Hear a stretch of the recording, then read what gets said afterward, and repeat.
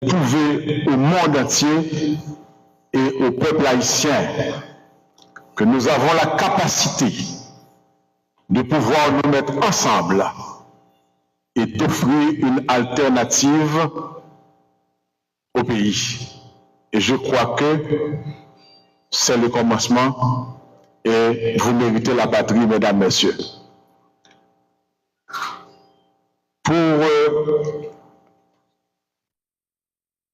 Après avoir entendu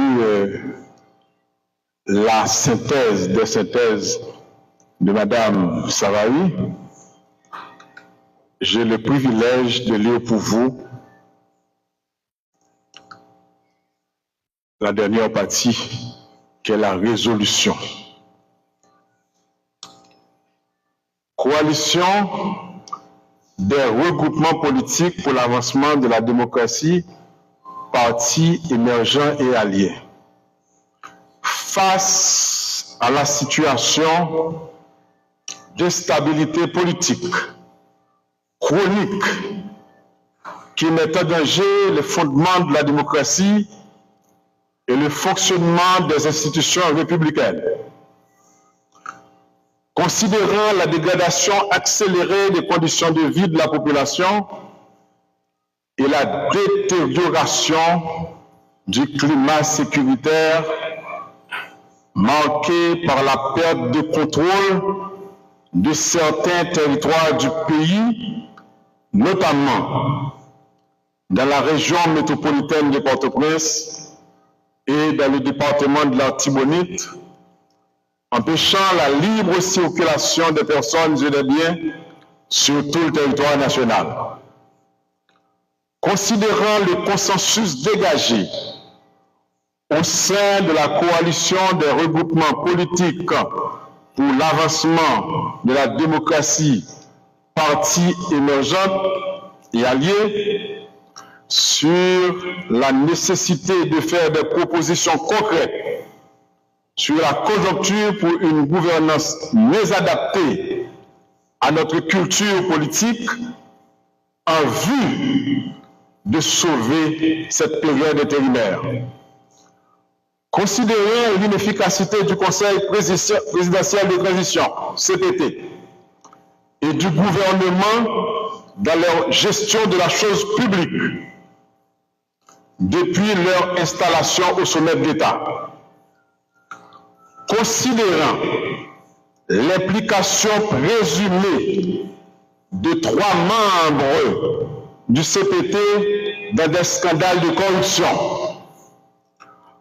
considérant que le secteur privé des affaires est reconnu comme l'un des principaux moteurs de la croissance économique et la création d'emplois, et de ce fait, sa présence au sein du CPT constitue un acte flagrant de conflit d'intérêts.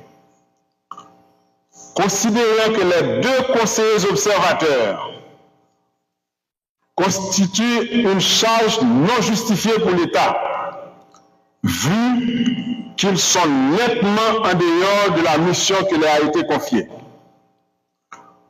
Considérant que depuis la mise en place du CPT, certains de ses conseillers s'entre-déchirent pour le contrôle total des espaces du pouvoir en vue des prochaines élections.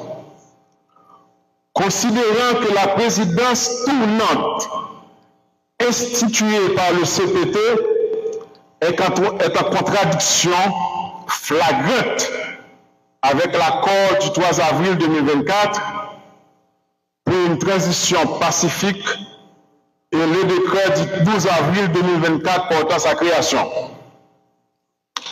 Considérant que le CPT tel que constitué et le gouvernement tel que formé par les parties prenantes n'inspirent pas confiance au reste de la classe politique qui va aussi participer à ces élections. Les signataires de la présente, regroupés au sein de la coalition des regroupements politiques pour l'avancement de la démocratie, partis émergents et alliés, ont convenu de ce qui suit. 1. La mise en place de conseil national de transition de 3 membres, dont un président en la personne du citoyen Edgar Leblanc-Fils et des citoyens Leslie Voltaire et Fritz Alphonse Jean, membres.